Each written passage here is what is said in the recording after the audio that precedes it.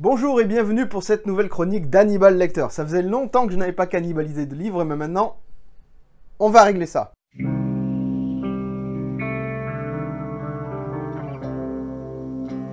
Alors cette semaine, j'ai décidé de vous parler d'un livre qui est absolument remarquable puisqu'il s'agit de Responsabilité absolue de Jocko Willink et Leif Babin. Il s'agit du deuxième livre militaire le plus vendu de tous les temps. Donc c'est vraiment quelque chose d'énorme. Je ne sais pas quel est le premier d'ailleurs.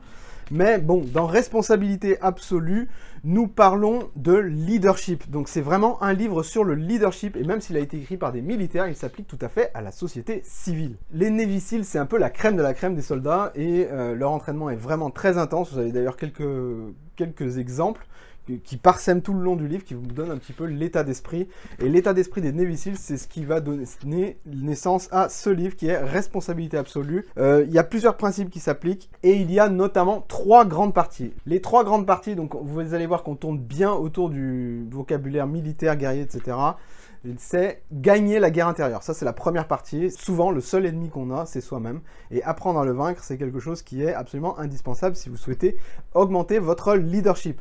La deuxième, c'est les lois du combat. Donc, le combat, ce qu'ils appellent le combat, en fait, tout simplement le leadership au quotidien. Le combat, ce ne sont pas les autres, mais c'est plus les obstacles qui vont être sur notre route. Et enfin, il y a consolider la victoire qui fait partie de troisième chapitre. Le livre est écrit à chaque fois de la même façon, sur le même modèle. Donc, c'est très, très militaire, encore une fois. C'est... dans un premier temps, vous avez... il n'y a pas de sommaire. Il n'y a pas de sommaire, c'est-à-dire que ça m'a un peu surpris au début, mais bon, c'est pas trop gênant, ça va, mais quand il a fallu prendre des notes sur le livre, c'était un petit peu plus pénible. Mais c'est toujours axé selon les 3 mêmes principes, c'est-à-dire la première partie, vous avez le contexte. Donc là, souvent, Leif Babin ou Jocko Willink sont en train de parler de leur expérience sur le terrain. Donc, ils ont été envoyés en Irak, donc il y a souvent des anecdotes, ils ont beaucoup d'anecdotes, parfois très passionnantes d'ailleurs, au sujet de l'Irak, de leur déploiement là-bas en 2006. Donc ça donne un petit peu le cadre, le contexte du point qu'ils vont aborder. Et ensuite, vous avez le principe. Donc là, c'est toujours dans le même chapitre, donc quelques pages qui s'appliquent au principe.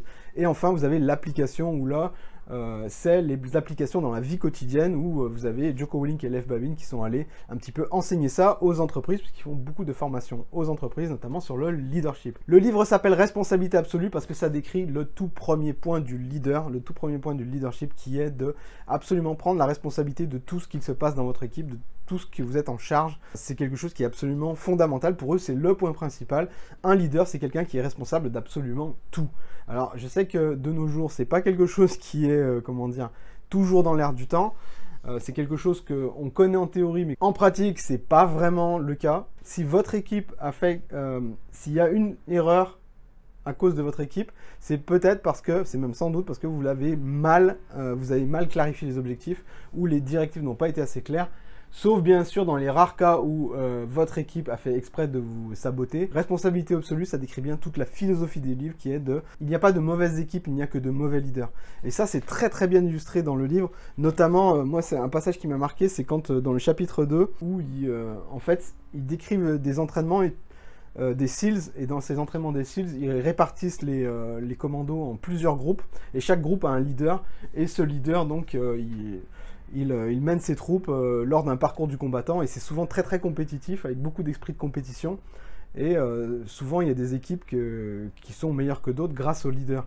Et ce qui était impressionnant, c'était qu'il y avait notamment il y avait l'exemple de l'équipe 2 qui absolument écrasait toute la concurrence, c'était les meilleurs, et ils avaient un leader absolument génial. Et à contrario, vous aviez l'équipe 6 qui, elle, perdait absolument tout, commençait à se chamailler entre eux, enfin moi ils n'étaient jamais d'accord, c'est l'équipe qui perdait tout le temps. Les instructeurs SEALs ont tout simplement décidé d'intervertir juste les 2 leaders de ces 2 équipes, c'est-à-dire que le leader de l'équipe 2, de ceux qui performaient bien, allait à l'équipe 6, et le leader de l'équipe 6 allait à l'équipe 2. Et bien ce qui s'est passé, c'est que les résultats ont été complètement changés, c'est-à-dire que l'équipe 6, qui pourtant perdait tout, grâce au leader de l'équipe 2, est devenu les premiers, ils sont devenus les premiers en fait. Et c'est-à-dire qu'ils se sont mis à tout remporter, alors que l'équipe 2, qui était super en forme, mais qui s'est vue affublée d'un leader moins compétent, s'est vue perdre sa première place, puis sa deuxième, puis sa troisième, etc. Donc ça, c'était un principe qui m'a vraiment marqué, parce que il n'y a pas de mauvaises équipes, il n'y a que de mauvais leaders. Donc ça, c'est un principe qui est également très important, très fort dans le livre. Moi, j'ai aimé la façon dont ça a été écrit. Donc, c'est vraiment quelque chose... J'ai été captivé dans la lecture, même si c'est un méga pavé quand même, je vous le cache pas. Mettez du temps à lire ça. Dans les guerres intérieures, on parle également de questionner la mission, c'est-à-dire que si vous avez des directives d'un leader supérieur que vous ne comprenez pas, votre but est de questionner la mission, votre but est d'avoir tous les éclaircissements possibles. Et tout ça pourquoi? Tout ça pour croire en la mission, parce qu'il est très important que le leader croie en la mission, surtout quand elle a été confiée par des gens en plus haut placés.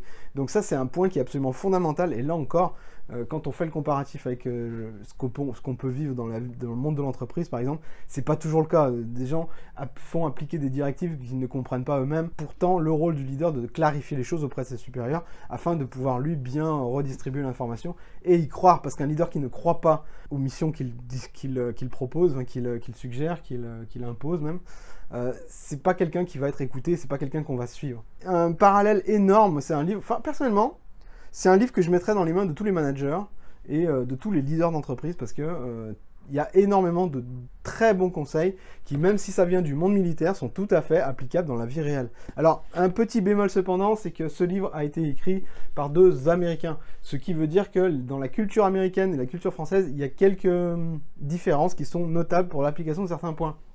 Par exemple, un passage très intéressant où vous aviez 2 collaborateurs qui sont incapables de collaborer entre eux, Lev Babin et Jocko Willink, eux, partent du principe qu'ils nuisent à l'ensemble du groupe, donc il faut virer les 2.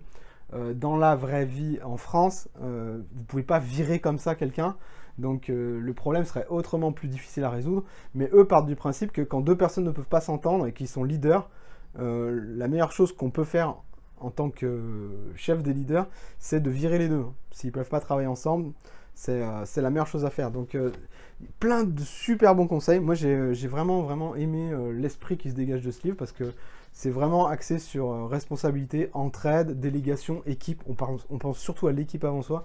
Énormément de chapitres aussi autour de l'ego, contrôler son ego, savoir déléguer, savoir promouvoir le travail d'équipe, savoir déléguer un petit peu les choses, même si on les aura mieux faites nous-mêmes. Parce qu'en fait, l'idée du commandement décentralisé, comme ils appellent ça, c'est de laisser les gens, de faire confiance donc aux gens qui sont en dessous pour faire les choses, parce que si c'est vous qui les avez formés, eh ben, même si les choses seront moins bien faites, elles seront faites quand même, et ces gens ont besoin d'expérience pour pouvoir un petit peu faire les choses à leur façon et pour pouvoir un petit peu exister. Si vous empêchez les gens d'exister, alors vous serez partout sur toute votre équipe, et le problème c'est qu'ils ne se sentiront pas... ils sentiront que vous n'avez pas confiance en eux et du coup, vous n'êtes pas un leader, vous êtes juste un tyran. L'autre chose que j'ai particulièrement aimé aussi, c'est le principe, dans les lois du combat, donc deuxième grande partie du livre qui est comment on dirige au quotidien en fait. Dans les lois du combat, vous avez simple. C'est en fait, beaucoup d'entreprises, beaucoup de gens ont la fâcheuse tendance à faire des plans qui sont hyper compliqués en plusieurs parties, des plans de paiement qui sont compliqués, des plans de recrutement qui sont compliqués, des plans de vacances même qui sont compliqués. Il y a énormément de choses qui sont trop compliquées et du coup, beaucoup de gens n'arrivent pas à suivre et ça donne des mauvaises décisions et vous ne pouvez pas diriger une équipe qui part dans tous les sens. Donc le fait de simplifier, c'est faire en sorte, vous en tant que leader, d'avoir quelque chose qui est facile à suivre et également quelque chose qui est facile à améliorer. Parce que des directives trop compliquées font en sorte qu'elles sont mal comprises. Comme elles sont mal comprises, ça multiplie les sources d'erreurs. Donc même dans les situations de vie et de mort, comme en Irak, ils avaient pour mission de simplifier au maximum les directives afin d'éviter les drames, quoi. Dans la vie réelle, ça se transpose aussi. C'est pas quelque chose qui est toujours facile, mais c'est quelque chose qui est nécessaire. Enfin d'en consolider la victoire, vous avez tout ce qui est planification, tout ce qui est se décider même dans l'incertitude, c'est-à-dire ce qui nous différencie des intelligences artificielles, c'est de prendre une décision, de savoir prendre des décisions même dans l'incertitude. Donc ça, en tant qu'être humain, un leader, c'est un être humain et... il va être amené à faire des erreurs, il va en prendre la responsabilité, mais c'est quelqu'un qui décide avant tout, hein, donc c'est quelqu'un qui mène les troupes. Donc, en résumé, j'ai vraiment aimé ce livre par son côté pragmatique, parce que c'est écrit pour être très concret dans la vie de tous les jours, surtout le principe application. C'est quelque chose, un langage accessible, même si c'est militaire, du coup, c'est plein de bon sens, c'est très précis, et c'est très inspirant, moi j'ai trouvé. C'est un livre à mettre entre toutes les mains des leaders ou des managers également, mais également des employés, parce que apprendre à être un bon leader, si chaque employé, si chaque collaborateur sait comment être un bon leader, alors forcément, il fera un meilleur travail et l'équipe elle-même s'en ressentira. J'ai également aimé le fait que on mette en avant l'équipe avant soi, donc on met l'ego de côté, ça c'est quelque chose qui me parle beaucoup. Parmi les choses que j'ai un petit peu moins aimé, c'est, je vous ai dit tout à l'heure, chaque chapitre est divisé en 3 parties, contexte, principe et application. Et moi, ce que j'ai vraiment adoré, c'est les parties principe et application. Le problème, c'est que contexte, il vous parle d'armée tout le temps, en fait, de déploiement en Irak, tout ça. Et au bout d'un moment, moi, des fois, c'était un peu dur. Hein. Donc, au bout d'un moment, ça coupe une certaine partie du public. Je veux dire, si vous êtes complètement réfractaire à tout ce qui est militaire, c'est-à-dire si vraiment vous n'aimez pas ça, vous ne pourrez pas absorber le message du livre. Et le problème, c'est que pour mettre les principes en application, il vous faut découvrir le contexte qui est parfois un petit peu long dans tout ce qui est description. C'est intéressant, c'est absolument indispensable pour comprendre les points, mais c'est tellement axé militaire que ça peut en rebuter certains. Par contre, les parties principes et applications, là, se concentrent plus sur la vie de tous les jours, et moi, j'ai trouvé ça passionnant. Donc voilà, en résumé, l'énorme livre Responsabilité absolue qui est à lire. Ça peut être une bonne idée de cadeau pour quelqu'un qui doit prendre en charge une équipe, par exemple, ou pour quelqu'un qui galère à prendre en charge son équipe. Voilà, c'était Hannibal Lecter, je vous retrouve à bientôt pour la prochaine chronique. En attendant, n'oubliez pas que vous pouvez toujours me retrouver sur Twitch. Et oui, ça se passe dans les commentaires et ça se passe également dans la description. Je vous retrouve chaque jour de 8h30 à midi et on fait ensemble du coworking, de l'écriture et on avance tous les deux. Je vous dis à très vite. Salut, salut!